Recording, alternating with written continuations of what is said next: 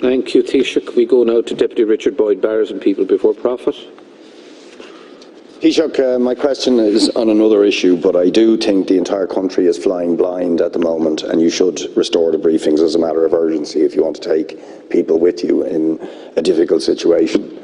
But I want to raise another issue. If the recent opinion poll in Dublin Bay South is anything to judge by, there's a very real possibility, maybe even a likelihood, that the government parties are going to lose a seat. Now, there are many reasons why that might happen, but certainly judging from my experience on the door, the issue, and this is very much to do with an entire generation of young people that we talked about earlier on, and their parents, who are absolutely furious about the failure of successive governments to provide for that entire generation of young people the prospect of actually being able to have an affordable roof over their head in the coming years. And of course that problem of the housing crisis caused by the successive failures of Fianna Fáil and Fine Gael-led governments is not just for a whole generation of young working people, but also older people who may find themselves separated, evicted by landlords because of loopholes in residential tenancies legislation, and so on. Now, the government have said, and Minister O'Brien has said, they're going to try to do something about it. But I have very, very serious doubts about that, about the government's actual commitment to provide the public and the genuinely affordable housing for the people who need it. And tonight, we have a Land Development Agency bill that is going to be going through and completing its journey through the Dáil, where, in our view, you are going to open up the entire public land bank to private financiers, to private investment funds and so on, when that land should be used exclusively for the delivery of public and genuinely affordable housing. And by genuinely affordable, we mean not €450,000 in parts of Dublin, or 400,000, which is completely unaffordable for the vast majority of working people, but affordable based on people's income. Where people shouldn't have to pay 50, 60, 70% of their income on mortgage repayments or on rents, but should have to pay no more than about 25%. Now, recently, when we debated these issues at the Land Development Agency committee stage of the bill, the Minister said, on foot of our objections about this, he said he was going to bring in amendments that would mean, at least in the major urban centres, there was going to be a change of heart by the government, and that public land would be used to provide 100% public and genuinely affordable housing.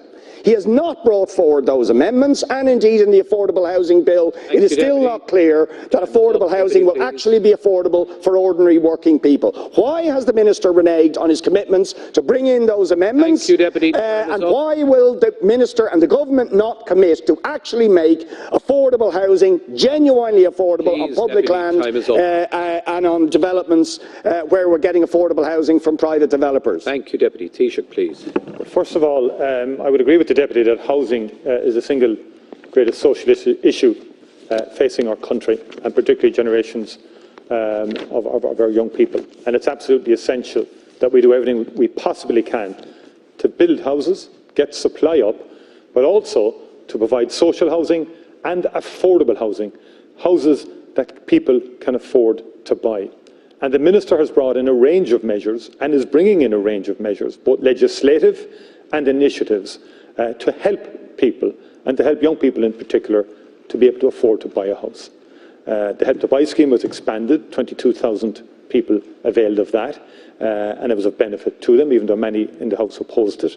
And likewise, in terms of the current budget, about 700 million allocated to affordability measures in terms of new cost rental homes, shared equity schemes, rebuilding Ireland home loans, and so forth. Now,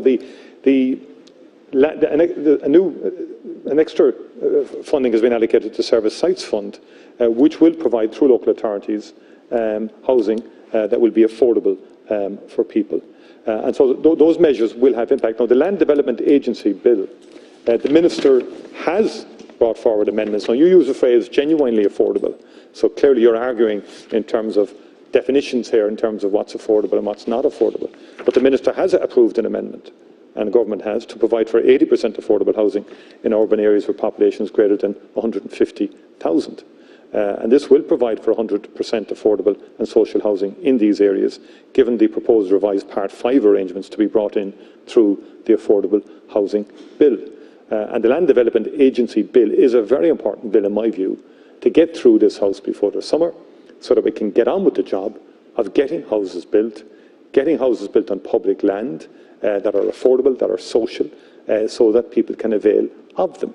And I would urge everybody, on every political, in every political party, on every local authority, to do everything you personally can to get projects through and to reduce delays, reduce the opposition against projects that are shovel-ready.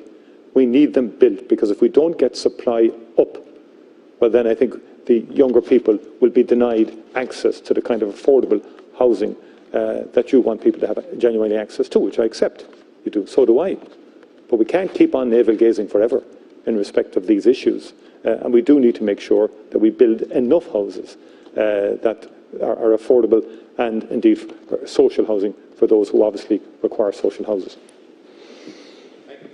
Minister, in areas of Dublin like Poolbeg, the Glass Bottle site and so on, where people like Johnny Ronan, the developer, are involved, these developers are not building anything for less than €500,000 or often more. That is not affordable. And the concern is that the government will not strictly define affordable to ensure that it is actually affordable based on people's income. To pay for a house for 500 or 450 or 400,000, you'd need an income in excess of 90 or 100 or more thousand euro. That is not affordable, and it is completely unacceptable that public land, or land that had been in, or some land, 20% of the SDZ down at Poolbeg, that is still in the hands of NAMA, that house prices would be at that level. That's unacceptable. So why has the Minister reneged on the commitment he gave to the committee to ensure that publicly owned land will be 100% genuinely social and affordable, and to define affordable, not based on what Johnny Ronan is charging in Cherrywood or the STZ, but based on people's income. Deputy, time is up. So the ordinary working people. Deputy, by the way, an amendment that we put to the Sinn Féin motion last night, which said it should be 25%, no more than 25% of people's income, that the government didn't oppose. Will they hardwire that into the legislation to give a clear legal commitment for genuine affordability? Taoiseach. Great for motions, but motions will never build a house. Never build a house. And that's all that goes on here. Motion after motion after motion, but it will not build a house. And I think the Land Development Agency Bill, once we get it through, and once it's on a statutory footing, the agency will build houses.